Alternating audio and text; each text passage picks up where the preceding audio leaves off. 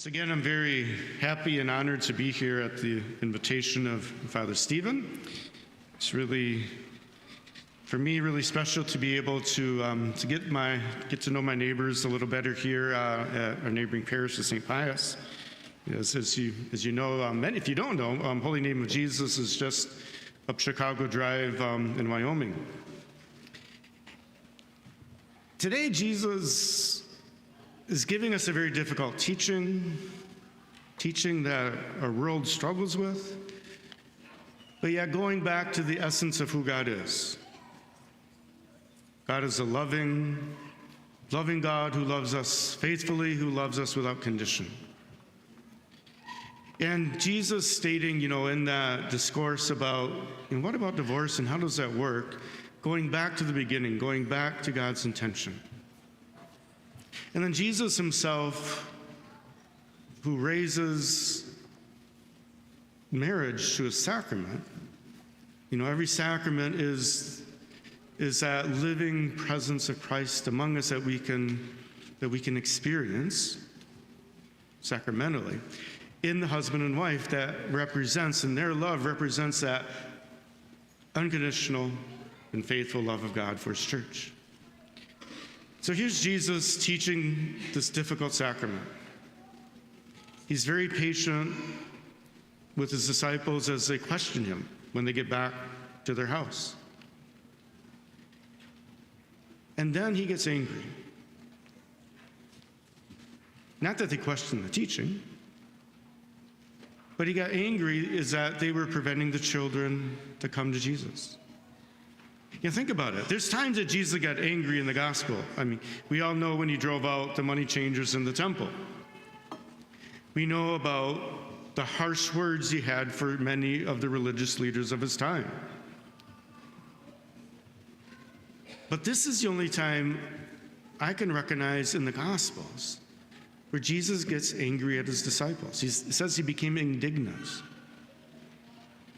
Jesus sure had to be patient with his disciples. Time and time again, they didn't get what he was trying to teach them. They didn't understand the meaning of the miracles that they saw. But Jesus was always patient, always going back, repeating to them what he was trying to show them. But isn't it interesting that he became upset? Because they were trying to push the children away. Think about that. In another gospel, Jesus says, when you do this, not only are you pushing these children away, but you're pushing me away. Jesus felt strongly about this. Why? Because Jesus understood his role as to be a channel of God's grace, a channel of God's blessing for all people, including children, who in the norms of that day, in that culture, the children were not to be noticed. The children were, okay, you're here, we're not going to focus on you. We have more important things to do. And Jesus says, no way, that's not why I came. Because even the children have a right from the very beginning of their lives to know my love, to know how much the Father has done for them, and how much I will do for them when I give them my life. So don't be an obstacle to God's grace to these children. In today's world, because of this teaching of Jesus, it transformed what we do as a society and as a church, doesn't it? We focus on our children, and rightly so. We want the best for our children. As families, as parishes, as schools, and as a world, we want the best. Not that we always accomplish it, but yet it's a goal that we have, thanks to what Jesus is saying. And we as Catholics, we baptize our children from the get-go. Why? Because we want them to be brought into this loving relationship of Father, Son, and Spirit from the beginning of their lives. Right? To have this access to grace. That it's up to us then is to unpack it for them. What does this mean in our own words and actions? All of you that are parents and godparents know what you promised to do, right? When you presented your children for baptism.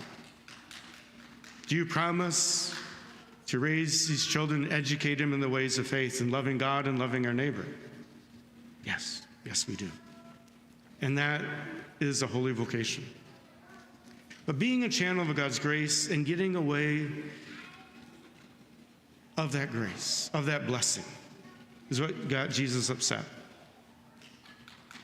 And I want to go back to one of the reasons that I'm here today is with our San Juan Diego children and families that are here, is just to make a request to be a channel of God's grace for them in providing the opportunity for a Catholic education. I know the opportunity that I had since my first grade till I graduated from with my Master's of Divinity degree before my priesthood was in the Catholic schools and the profound influence it had in my life. I know the profound influence that Catholic education has had since its inception in our country. You know, how many, decades ago, almost 200 years ago. When immigrant populations would bring their priests, their religious, over with them. And as soon as a church was built, a school was built. So that the education and the faith and education to be good citizens of this country were handled hand in hand. And now we have many immigrants within our own community that don't have that opportunity. And one of the blessings that happened when Holy Name of Jesus School was at the point it could no longer exist. It was ready to be closed. It was a sad thing because there's so many families, so many people, and I'm sure there's some graduates of Holy Name of Jesus School that might be among us today. But that blessing, that Catholic education, we didn't want to see that school close. And so Father Dudek said, here's what we can do. Look at the folks that are in our neighborhood. Look at the numbers of baptisms that are taking place in the other parishes in Grand Rapids where there's a Spanish Mass. Why don't we open the doors to them so that we can provide the opportunity to be blessed with Catholic education? So that knowing this unconditional, faithful love of Christ can be part and parcel of their everyday living. And what a gift to the generosity of so many through the vision of Father Dudek, that we still have the school today. And that's what we're asking of you today, is if you'd be willing to prayerfully consider that, to be a partner with us in this mission, so that so many children can still have that opportunity to continue to grow in the faith and to have this great gift. In all that we do, in our family living, all that you do in your parish living, I saw the children that you're educating as well in the faith. And what an awesome, awesome, incredible dedication on parents and catechists that you do here. And Catholic education is one more way of doing so.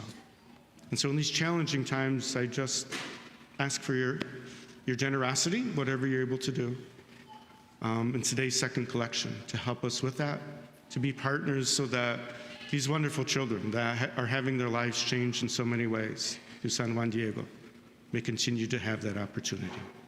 And so let us, as we continue with the celebration of the Eucharist, continue to pray for all of our children, all of our families, that we continue to stay united in that love of God, and that we continue to grow in our faith, in our commitment as His disciples.